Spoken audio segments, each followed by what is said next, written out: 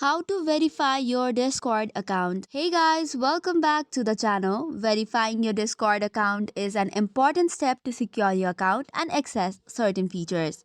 So without any ado, let's get started. Launch your Discord application first and foremost and then tap on your profile. Once you have logged in, it might ask you to enter the email address if you have not done so.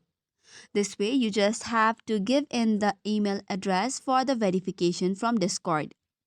Once the verification link is received on your email, just confirm your email address and you're good to go. You will also have to verify your email address if you want to change to another email address. This is one way to verification. Next step would be the mobile number verification. For this, go to your account and tap on Phone under Accounts.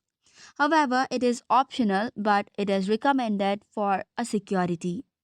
So just give in your mobile number, go to user settings and then tap on verify mobile number. Enter the phone number and wait for verification code via SMS.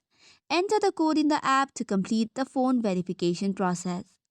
If prompted with a CAPTCHA challenge, to confirm you're not a bot, you'll have to follow the instruction and complete the verification. So that's all for today's video. For more such contents, do not forget to hit the like and subscribe button.